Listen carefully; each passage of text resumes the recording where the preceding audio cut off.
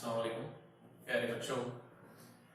जैसा कि आप अभी स्टैंडर्ड 8 से स्टैंडर्ड 9 के अंदर दाखिल हो चुके हैं, तो हम साइंस सब्जेक्ट के ताल्लुक से इसके अंदर क्या क्या हमको पढ़ना है, किस तरह से हमको पढ़ना है, इसकी मालूमात हासिल करेंगे। तो सबसे पहले हम ये देखते हैं कि जिस तरह आप 8वीं जमात के अंदर साइंस की एक ही किताब पढ़ा करते थे, अब यहाँ पर आपको साइंस दो हिस्सों में बांट दिया गया है। एक है हमारे पास साइंस अव्वल यानी कि साइंस हिस्सा अव्वल कहा जाता है, और साइंस हिस्सा दुव्वम। इस तरह से दो हिस्सों में उसको बांटा गया है। तो देखते हैं हम लोग उसके पेपर की तकसीम उसके अंदर किस तरह से की गई है। तो ये हमारा जो साइंस है उसको दो हिस्सों में इस तरह से बांटा गया है। एक है हमारे पास साइंस 1 यानी कि पहला हिस्सा, और साइंस 2 यानी कि हमारा दूसरा हिस्सा। हमारी इस 9th जमात की साइंस की किताब में कुल हमारे पास 18 असबाक दिए गए हैं, जिसके अंदर से साइंस 1 के अंदर 9 असबाक हैं और साइंस 2 के अंदर 9 असबाक हैं।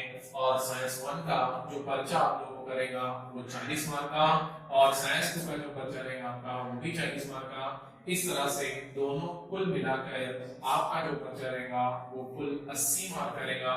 बचे हुए जो हमारे 20 मार्क हैं उसके अंदर हमारे साइंस 1 के 10 प्रैक्टिकल के मार्क और साइंस 2 के अंदर प्रैक्टिकल के 10 मार्क। इस तरह से हमारा कुल पर्चा जो रहेगा वो पूरा 100 मार्क्स के लिए आप लोगों को रहेगा। 8वीं जमात में आप लोग साइंस का पर्चा 50 मार्क का लिखा करते थे, अब आपको साइंस ये 100 मार्क का पर्चा लिखना है। तो चलते हम लोग हमारे सब्जेक्ट की शुरुआत करते हैं। तो सबसे पहले हम लोग साइंस 2 से यानी कि साइंस हिस्सा दुव्वम से ही इसकी शुरुआत करते हैं। जो हमारे हिस्सा दुव्वम के अंदर पहला सबक है जिसका नाम है नबातात की जमात बंदी।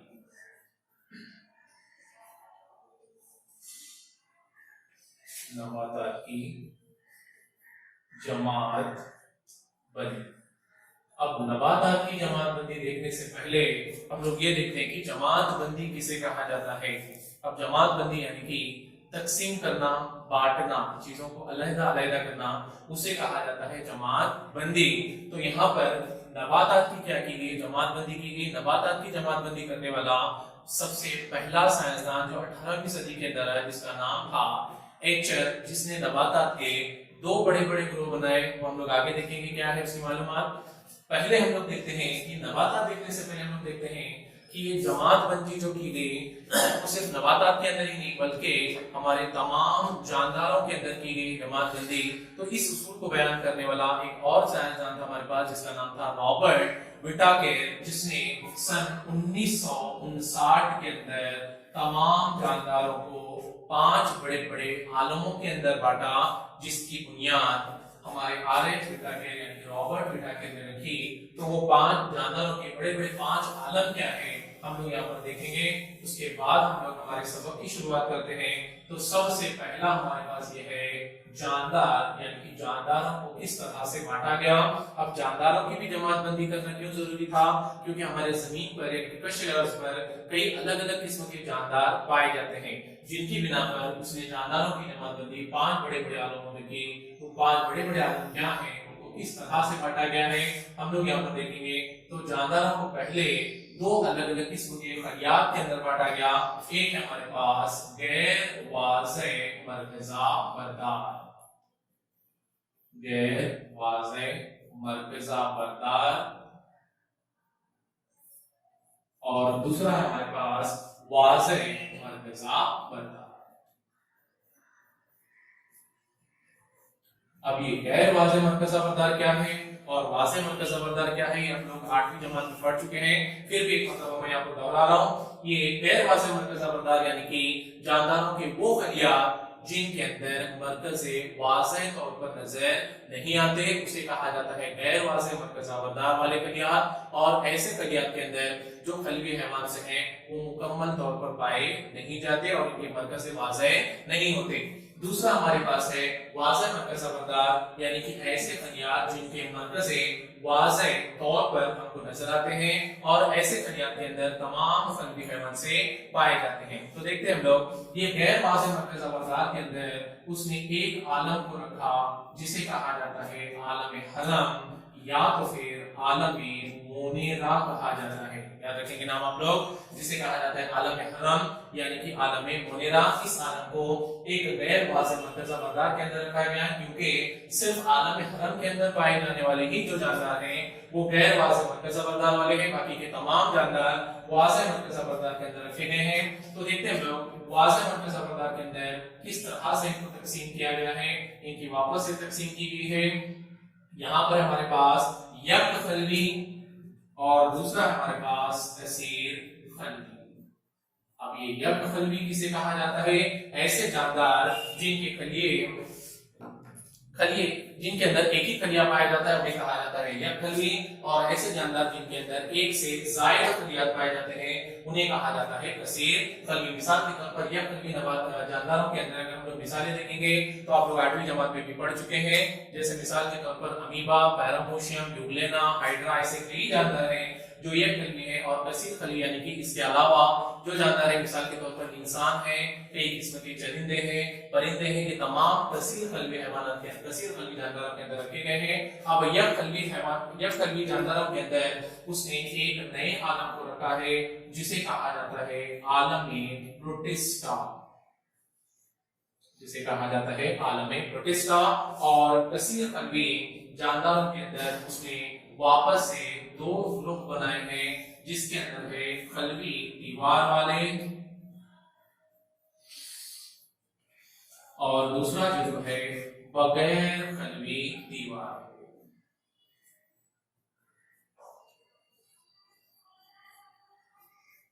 अब खलवी दीवार वाले यानी कि ऐसे जानदार जिनके खलियात के ऊपर एक मखसूस किस्म का गिलाफ होता है, जिसे कहा जाता है खलवी दीवार वाले। और बगैर खलवी दीवार वाले यानी कि ऐसे जानदार जिनके खलिए के अतराफ कोई खलवी दीवारें पाई नहीं जाती। देखते हैं अब यही खलवी दीवार वालों के अंदर उसने वापस से दो ग्रुप बनाए हमारे पास। इनके अंदर बनाया हुआ है खुद कफील और दूसरा ग्रुप बनाया है गैर कफील। अब खुद कफील यानी कि वो जानदार जो खुद से अपनी ग़िज़ा को तैयार करते हैं, और गैर कफील यानी कि जो दूसरों के ऊपर मुनहसर रहते हैं। उन्हीं खुद कफील के अंदर उसने एक ग्रुप बनाया, एक आलम बनाया जिसका नाम है आलमे नबातात, आलमे नबातात। और गैर कफील के अंदर उसने एक आलम बनाया जिसका नाम है आलमे बकूर। और कसीर बगैर खलवी दीवार वालों के अंदर हमारे आलमे हैवानात को रखा गया है, आलमे हैवानात। तो इस तरह से हमारे पास 5 आलम यहाँ पर तैयार हो गए जो रॉबर्ट इटाकियत ने तैयार किए थे। एक है आलमे हरम जिसे कहा जाता है आलमे मुनेरा, दूसरा है हमारे पास आलमे प्रोटिस्टा, आलमे नबातात, आलमे और आलमे हैवानात। इस तरह से जानदारों को इन 5 आलमों के अंदर बांटा गया है। पर हमको इस सबक के अंदर सिर्फ आलमे नबातात के बारे में पढ़ना है। तो देखते हैं हम लोग आलमे नबातात किस तरह से आलमे नबातात को तकसीम किया गया है और उनकी जमातबंदी की गई है, वो हम लोग अब इस सेशन में देखेंगे। तो देखते हैं हम लोग आलमे नबातात। आलमे नबातात को पहले 2 ग्रुप के अंदर बांटा गया है, उनको कहा जाता है ज़िली आलम, ज़िली आलम। तो एक है हमारे पास ज़िली आलम गैर ज़हरावी और दूसरा है हमारे पास ज़िली आलम ज़हरावी।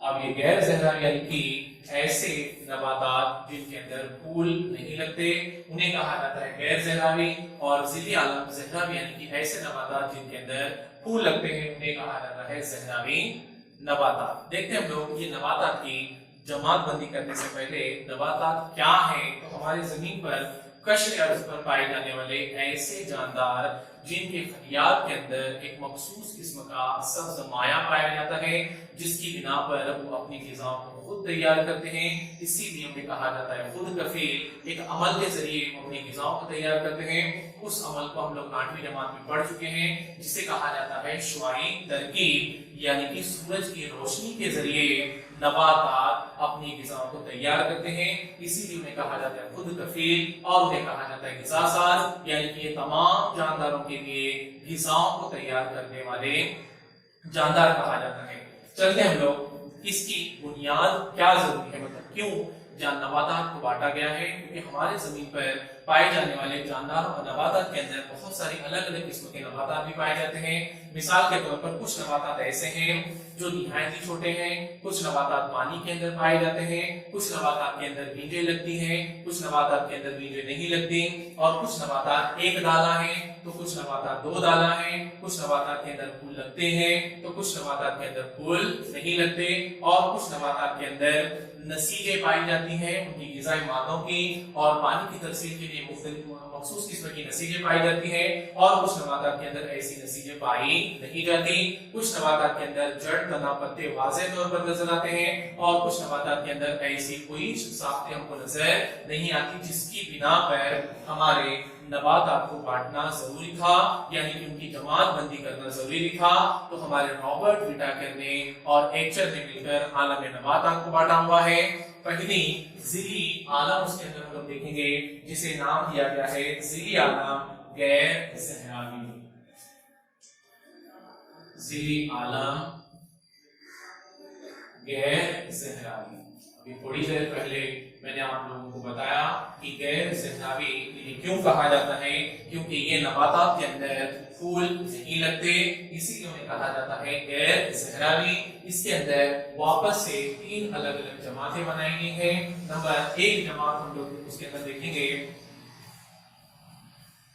पहली जमात इसके अंदर बनाई गई है थैलोफाइटा। थैलोफाइटा। दूसरी जमात इसके अंदर बनाई गई है ब्रायोफाइटा, और तीसरी जमात इसके अंदर बनाई गई है टेरिडोफाइटा।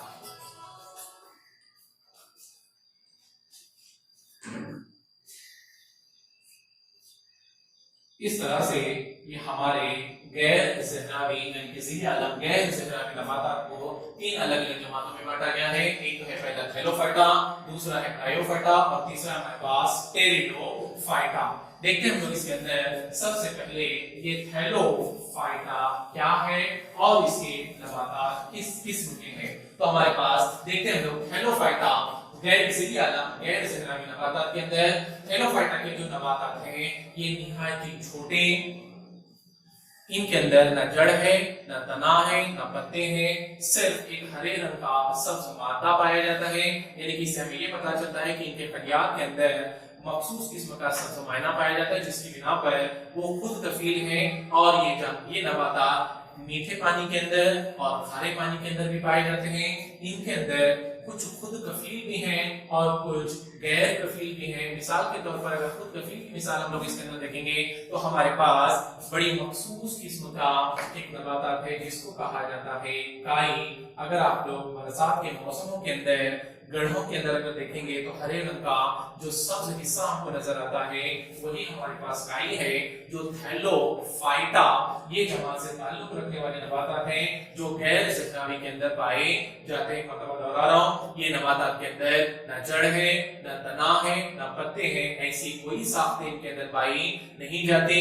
सिर्फ इनके अंदर सब्ज मायना पाया जाता है जिसकी बिना पर इनको आलम नबातात के अंदर रखा गया है। बाकी नबातात की ऐसी कोई दूसरी खुसूसियात मिसाल के तौर पर जड़, तना, पत्ते ऐसी कोई चीजें इनके अंदर पाई नहीं जाती, लेकिन इनकी नशोनुमा जो है मिसाल के तौर पर गाय की नशोनुमा ये बहुत तेजी से होती है और ये खुद कफील है।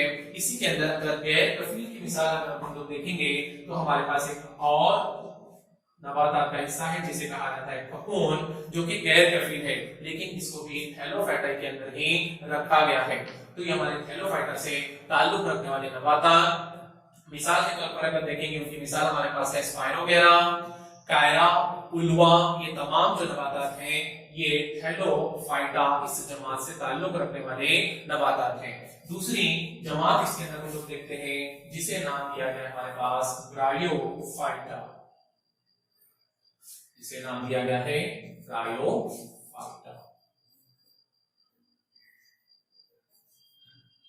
अब ब्रायोफाइटा जो नबातात हैं ये भी इनके अंदर भी न जड़ है, न तना है, न पत्ते हैं, ऐसी कोई मखसूस शक्लें इनके अंदर भी पाई नहीं जाती। लेकिन ये इन नबातात को नबातात के जलथलीए कहा जाता है, क्योंकि इनकी जो अफजाइश है इसके लिए इनको नम जमीन की जरूरत है, लेकिन ये पानी के अंदर भी अफजाइश पाते हैं, यानी कि जमीन के ऊपर भी बढ़ते हैं और पानी के अंदर भी बढ़ते हैं, तो इसीलिए इनको नबातात के जलथलीए कहा जाता है।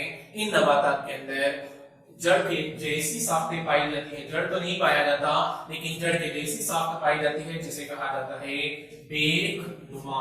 याद रखिए, जिसे कहा जाता है बेखनुमा। जड़ तो नहीं है लेकिन जड़ के जैसा हिस्सा पाया जाता है, जिसे कहा जाता है बेखनुमा। और पत्ते नहीं पाए जाते बल्कि पत्तों की जैसी साख्तें पाई जाती हैं। तो ये नबातात भी हमारे ब्रायोफाइटा से ताल्लुक रखने वाले नबातात हैं। इनके अंदर भी गिज़ा नक्ल व अमल के लिए, अफजाइश के लिए कोई मखसूस किस्म की नसीबें पाई नहीं जाती, लेकिन ये पानी के अंदर और जमीन पर दोनों सतहों पर नशोनुमा पाए जाने वाले जानदार हैं। मिसाल अगर इसकी हम लोग देखेंगे तो मार्केशिया, ये बहुत अच्छी उसकी मिसाल है जो जलथलीए पौधों के अंदर शामिल किया गया है। आखिरी इसके अंदर देखते हैं हम लोग टेरिडोफाइटा, जमात टेरिडोफाइटा।